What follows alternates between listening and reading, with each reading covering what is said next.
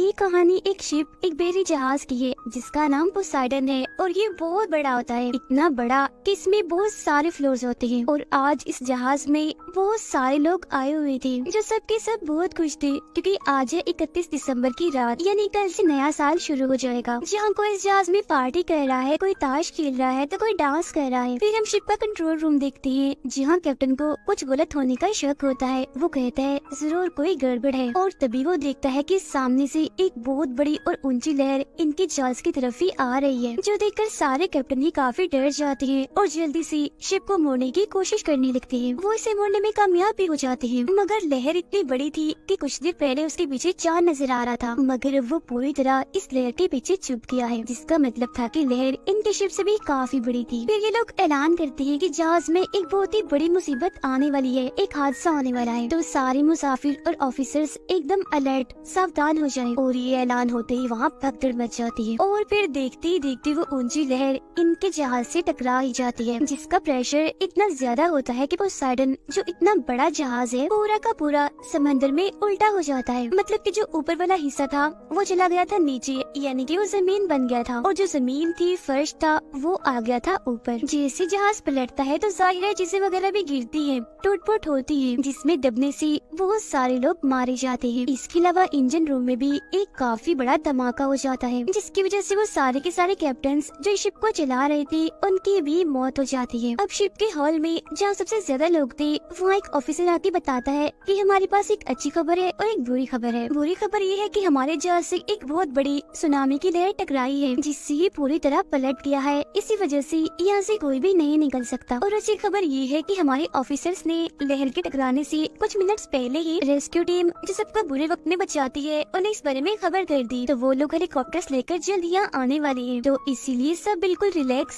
शांत रहे, हम बहुत जल्द यहाँ से बच निकलेंगे। अब यही हम एक आदमी को देखते हैं जिसका नाम डेलन था। वो अपने सामने पड़े मरे हुए ऑफिसर के पास से जरूरी सामान निकाल रहा था, जिसके पास तभी एक बच्चा आता है और पूछता है कि आप क्या कर रही हैं? जिस पर डेलन बताता है मैं दरअसल यहाँ से निकलने की तैयारी कर रहा हूँ। बच्चा कहता है मगर आप यहाँ से नहीं निकल सकते, अभी बताया तो गया है कि जहाज पूरा उल्टा हो चुका है। डेलन कहता है मगर यहाँ से निकलने का बेटा एक रास्ता है और वो है नीचे वाला रास्ता, जिसके लिए जाहिर है मुझे ऊपर की तरफ जाना होगा। फिर जैसे वो यहाँ से निकलने लगता है तो वो बच्चा अपनी मोम को यहाँ ले आता है, और क्योंकि डेलन उसकी मोम से पहले मिल चुका है तो वो उसे जानता है। उसकी मोम पूछती है डेलन आपने इसे क्या कहा कि आप यहाँ से निकल सकते हैं? जिस पर वो बोलता है कि हाँ मैं एक रास्ते के बारे में जानता हूँ। बच्चे की मोम बोलती है मगर आपने सुना नहीं, अब एक ऑफिसर ने क्या कहा कि हमें यहाँ रुककर इंतजार करना चाहिए, मदद आने वाली है। शिप पलटा हुआ है तो कोई भी यहाँ से नहीं निकल सकता। इतनी ही देर में वहाँ एक और आदमी रॉबर्ट और एक बूढ़ा आदमी भी आ जाता है। बूढ़ा आदमी बताता है कि मैं एक आर्किटेक्ट हूँ, मतलब हर चीज का डिजाइनर, हर तरह के सामान को बनाने में माहिर, जो कश्तियों जहाजों के बारे में भी काफी अच्छे से जानता है। और मेरे हिसाब से इस जहाज को ऐसे नहीं बनाया गया कि उल्टा होकर तैरे, जिसका मतलब है कि ये ऐसे पानी में पड़ा रहेगा और डूब जाएगा, जिससे हम सबके सब मारे जाएंगे। अब जो दूसरा आदमी था यानी रॉबर्ट, वो डिलन से पूछता है क्या तुम्हें डिस्को का रास्ता मालूम है? डिलन कहता है कि हाँ वो ऊपर है, मगर इन हालात में तुम डिस्को क्यों जाना चाहते हो? तुम्हारा क्या डांस करने का दिल कर रहा है? रॉबर्ट कहता है नहीं, वहाँ मेरी बेटी बसी हुई है, मैं भी तुम्हारे साथ जाना चाहता हूँ, मगर पहले मैं अपनी बेटी को बचाऊंगा और फिर उसे लेकर हम यहाँ से चलेंगे। डिलन कहता है कि नहीं ऐसा नहीं हो सकता क्योंकि मैं अपने काम अकेला ही करता हूँ। तब रॉबर्ट उसे पूछता है अच्छा चलो ये बताओ कि सबसे शॉर्टकट मतलब कि ऊपर जाने का छोटा रास्ता कौन सा है? जिस पर वो कहता है जैसे मुझे पता चलेगा बता दूंगा। जिससे ये बात तो साबित हो गई कि डिलन यहाँ से निकलना तो चाहता है मगर रास्ते उसे खुद भी नहीं पता। तभी रॉबर्ट शिप के एक आदमी को बुलाकर उससे पूछता है अच्छा यहाँ से ऊपर जाने का सबसे छोटा रास्ता कौन सा है? जिस पर वो आदमी इशारों से उन्हें रास्ता समझाने लगता है। रॉबर्ट उसे कहता है जितना तुम एक साल में कमाते हो उससे दुगने पैसे दूंगा मैं तुम्हें, बस तुम खुद हमें वहाँ तक ले जाओ। जिस पर वो आदमी राजी हो जाता है, यानी कि अब वो भी रॉबर्ट के साथ जाएगा। ऐसा होने के बाद रॉबर्ट डिलन से कहते हैं सुनो मेरी बात, अगर तुम्हारे पास प्लान है तो हमारे पास गाइड है जो हमें हर जगह के बारे में बताएगा, तो इसीलिए अगर हम सब एक साथ जाएंगे तो हमारी जान बच सकती है, अलग अलग अगर हम गए तो हो सकता है हम मर जाए। जिसके लिए अब आखिरकार डेलन मान जाता है, जिसके बाद ये सारे लोग मिलकर जहाज के नीचे वाले हिस्से की तरफ जाने के लिए निकल पड़ते हैं। हम जानते हैं कि जहाज का वो निचला हिस्सा ऊपर की तरफ है, इसीलिए ये लोग वहीं जा रहे थे और वहाँ जाकर ये उस रास्ते से निकलने वाली थी जहाँ पर बड़े बड़े पंखे होते हैं जो शिप को चलाकर आगे की तरफ ले जाते हैं। फिर जब ये लोग उस हॉल से निकल रहे थे तो वहाँ के सारे दरवाजों को बंद कर दिया जाता है ताकि ताकि पानी अंदर न आ सके। हालांकि उधर पहले से काफी सारा पानी मौजूद था, मगर वहाँ के खिड़कियाँ दरवाजे इतने मजबूत थे कि मजीद और पानी अंदर नहीं आ सकता था। ये लोग लगातार आगे बढ़ रहे थे ताकि कैसे भी करके जहाज के नीचे वाले हिस्से में पहुँच जाए और यहाँ से निकल सके ताकि इनकी जान बच जाए। मगर थोड़ी सी आगे जाने के बाद इनका सारा रास्ता बंद हो जाता है, क्योंकि आगे बहुत सारे लोगों की लाशें पड़ी होती है। जिसके बाद ये लिफ्ट का दरवाजा खोलते हैं। यहाँ से लिफ्ट काफी ऊपर होती है। फिर एक काफी बड़ी लोहे की पट्टी से ये सामने वाले दरवाजे की तरफ एक रास्ता बनाते हैं ताकि ये लोग उस दरवाजे को खोलकर यहाँ से निकल सके। मगर लाख कोशिश के बाद भी इनसे वो दरवाजा नहीं खुलता। पर तब भी यहाँ जो ऊपर वाले फ्लोर की लिफ्ट होती है उसका दरवाजा खुल जाता है। तब जैसे तैसे लोग एक दूसरे की मदद करके उस रास्ते से निकल जाते हैं और उस लिफ्ट वाले रास्ते में आ जाते हैं। लेकिन अभी भी दो लोग पीछे ही थे, एक बूढ़ा आदमी और एक शिप वाला इनका गाइड। और जैसे ये लोग उस रास्ते के जरिए ऊपर चढ़ रहे थे तो इनके नीचे लोहे की पट्टी का वो रास्ता खिसक जाता है, गिर जाता है। जिसके बाद ये उस लिफ्ट वाले रास्ते के किनारे से लटक जाते हैं। ये हाथ भी नहीं छोड़ सकते क्योंकि नीचे काफी गहरे खाई है और अगर ये गिर गए तो सिर्फ मौत ही है। लेकिन यहाँ लटक कर मुसीबत कम नहीं हुई थी, क्योंकि ऊपर जो लिफ्ट थी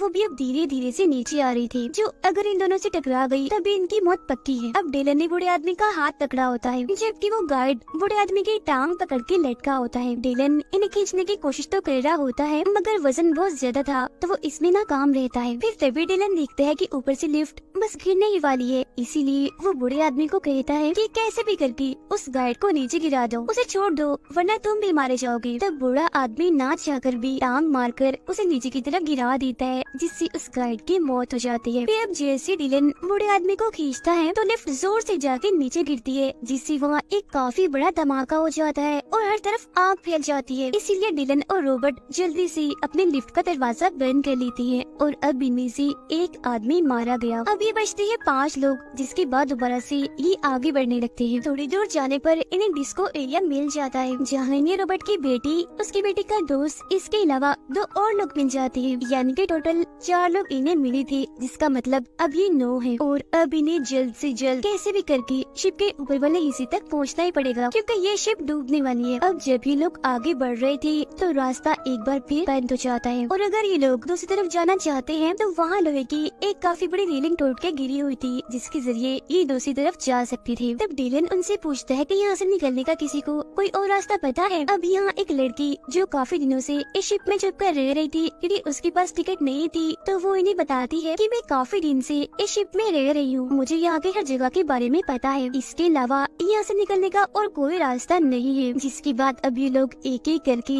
उस रेलिंग पर से चढ़कर यहाँ से निकलना शुरू करते हैं, जहाँ फिर 5 लोग जैसे तैसे करके दूसरी तरफ पहुँच जाते हैं। फिर तभी रॉबर्ट अपनी बेटी को कहता है कि अब तुम आ जाओ बेटा दूसरी तरफ जाने के लिए। मगर तभी इधर एक शराबी आ जाता है जो इन्हें डिस्को में मिला था। वो कहता है पहले मैं जाऊंगा, और फिर जैसे वो जाने लगता है बीच में होता है तो तभी ऊपर से इंजन का एक बहुत बड़ा हिस्सा उसके ऊपर आके गिरता है, जिस वजह से वो शराबी भी और रेलिंग भी टूटकर उसके साथ ही नीचे चली जाती है। अब इंजन के उस हिस्से के साथ वहाँ पानी में बहुत सारा तेल भी गिर जाता है। चिंगारियाँ तो पहले ही वहाँ गिर रही थी, तो इसी वजह से वहाँ आग लग जाती है पानी में। और वो शराबी मर गया था, इसलिए अभी 8 रह गए थे, लेकिन सिर्फ 5 लोग ही दूसरी तरफ गए थे जहाँ इन्हें जाना था, जबकि रॉबर्ट, उसकी बेटी और डिलन अभी भी वहीं पीछे ही फंसे हुए थे। नीचे पानी में आग लगी हुई थी, कोई भी रास्ता नहीं था जिससे वो उस पार जा सके, क्योंकि इंजन गिरने से रेलिंग भी टूट चुकी थी। तभी डिलन एक पाइप के साथ रस्सी बांधता है और पानी में घुस जाता है, क्योंकि वो जानता है कि आगे नीचे पानी है जहाँ आग उसे छू भी नहीं सकती। इसीलिए वो नीचे ही तैरते हुए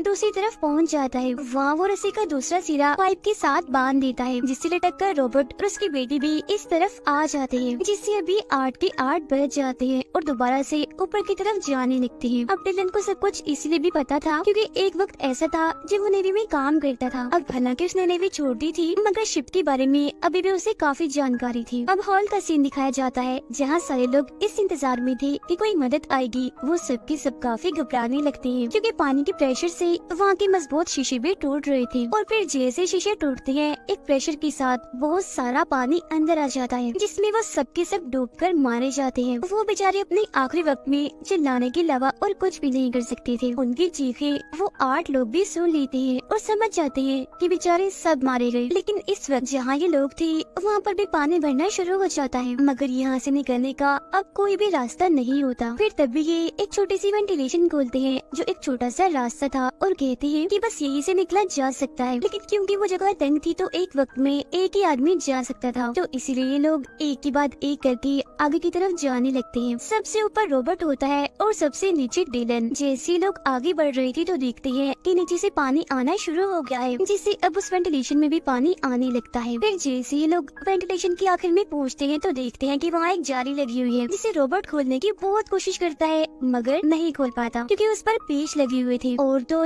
उसका हाथ भी वहाँ से बाहर नहीं जा रहा होता। इसीलिए वो उस औरत के बच्चे को कहता है, तुम ऊपर आ जाओ बेटा, जल्दी करो। फिर अगले ही पल वो बच्चे को अपने पास ऊपर बुला लेता है और सबसे पूछता है कि किसी के पास कोई सिक्का या नोक वाली लोहे की कोई ऐसी चीज है जिससे हम पेच खोल सकते हैं। जिस पर वो लड़की जो उनके साथ थी, यानी जो बगैर टिकट की रह रही थी, अपने गले से एक क्रॉस वाला लॉकेट उतार कर देती है। कहती है कि ये लो, इसे शायद पेच खुल जाए। तब बच्चा वो क्रॉस लेकर आहिस्ता आहिस्ता करके पेच खोलना शुरू करता है क्योंकि उसके हाथ छोटे होने की वजह से पेच तक पहुंच गए थे। लेकिन यहाँ पानी बढ़ता जा रहा था और क्योंकि सबसे नीचे डिलन था तो वो काफी हद तक पानी में डूब गया था और अब वो लगभग डूबने ही वाला था कि तभी कुछ किस्मती से जाली खुल जाती है, जिससे सारे जल्दी से एक एक करके बाहर आ जाते हैं। इस तरह से डिलन की जान भी बच जाती है और अब इन्हें सिर्फ 2 फ्लोर ही ऊपर जाना था, जिसके बाद इन सबकी जान बच जाएगी। मगर जब ये लोग आगे जाते हैं तो एक टैंक में बस जाते हैं। नीचे ये जा नहीं सकते क्योंकि वहाँ से पानी आ रहा होता है। आगे भी ये नहीं जा सकते थे क्योंकि यहाँ से निकलने का कोई रास्ता था ही नहीं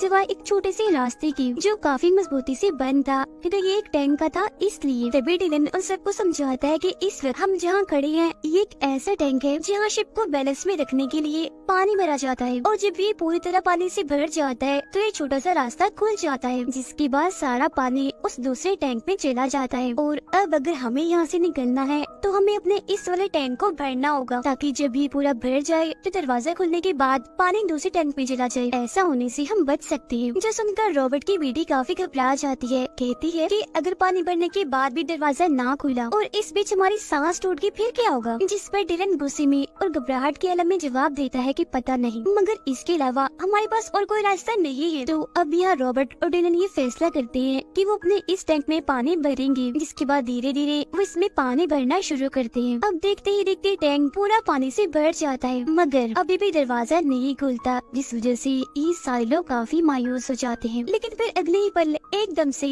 वो दरवाजा खुल जाता है और ये सब लोग पानी के प्रेशर के साथ दूसरे टैंक में आ जाते हैं। अभी लोग उस टैंक से तो बच गई थी, मगर मुसीबतें अभी भी कम नहीं हुई थी क्योंकि इन्हें यहाँ से बचने के लिए, निकलने के लिए तैर करके दूसरी तरफ जाना होगा। जिसके बाद ये सब लोग गहरी सांस लेते हैं और दूसरी तरफ जाने की कोशिश करते हैं। यहाँ सबसे आखिर में वो लड़की थी जो काफी वक्त से इस शिप में छुपकर रह रही थी। जब वो आगे बढ़ रही थी तो तभी उसके कपड़े एक तार में अटक जाते हैं, जिससे वो वहीं फंस जाती है। हालांकि वो बूढ़ा आदमी उसे बचाकर ऊपर तो ले आता है, मगर तब तक उसकी सांसें टूट चुकी होती है, मतलब कि वो मर गई होती है। जिसके बाद अभी बचते हैं 7 लोग और फिर से आगे बढ़ना शुरू हो जाते हैं। अभी लोग उस फ्लोर पर पहुंच जाते हैं जहाँ बड़े बड़े पंखे हैं, इन्हें जहाँ से इन्हें निकलना है। मगर इधर आते ही वो देखते हैं कि यहाँ भी बहुत सारा पानी भरा हुआ है। पानी का प्रेशर बढ़ता ही जा रहा है, जिस पर लाशें तैर रही थी। ये देखकर डिलन काफी मायूस हो जाता है। तब उसका ऐसा चेहरा देखकर बच्ची की मॉम पूछती है, क्या हुआ डिलन, तुम निराश क्यों हो गई? जिस पर डिलन कहता है कि जहाँ से हमें निकलना था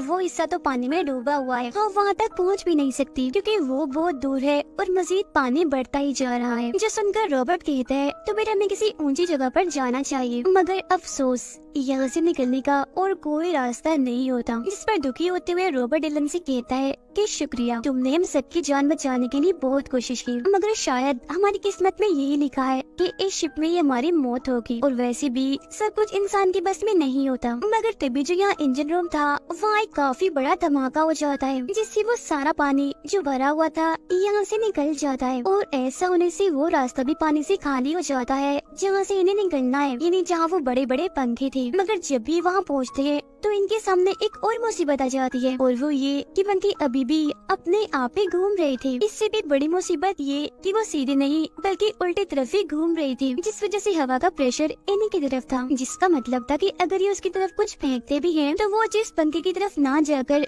वापस इन्हीं की तरफ ही आ जाएगी। अब तभी इधर रॉबर्ट को एक नक्शा मिलता है, जिससे उसे पता चलता है कि इन्हीं पंखों के बिल्कुल नीचे कंट्रोल रूम है, जहाँ जाकर इन पंखों को बंद किया जा सकता है। लेकिन कंट्रोल रूम यहाँ से 150 फीट की दूरी पर है और वहाँ जाने का मतलब मौत है। मगर इसके बावजूद भी रॉबर्ट वहाँ जाने के लिए तैयार था, जो देखकर उसकी बेटी का दोस्त कहता है आप रहने दीजिए, आप वहाँ नहीं जा सकती, मुझे जाने दीजिए क्योंकि मैं वहाँ जा सकता हूँ और उन पंखों को बंद भी कर सकता हूँ। जिसके फौरन ही बाद वो वहाँ जाने के लिए तैयार था, पंखों को बंद करने के लिए। लेकिन उसके जाने की वजह से रॉबर्ट की बेटी रो रही होती है, वो उसे जाने के लिए मना करती है। तब उसका दोस्त कहता है जाना जरूरी है, किसी को तो जाना ही होगा। और अब अपनी बेटी को रोता हुआ देखकर रॉबर्ट खुद पानी में कूद जाता है और कंट्रोल रूम की तरफ बढ़ने लगता है। तभी हम देखते हैं कि डिलन यहाँ पर नहीं है, क्योंकि वो छोटा बच्चा पानी में बह गया था, जिसे डिलन और उसकी मॉम ढूंढ रहे थे। बच्चा उन्हें बहुत जल्द मिल जाता है, जिसे डिलन बचा भी लेता है। जिसके बाद वो वापस उसी जगह पर आ जाते हैं जहाँ बाकी लोग थे। लेकिन मुसीबत यहाँ भी पानी बढ़ता ही जा रहा था और अगर इन्होंने पंखों को बंद नहीं किया, यहाँ से ना निकले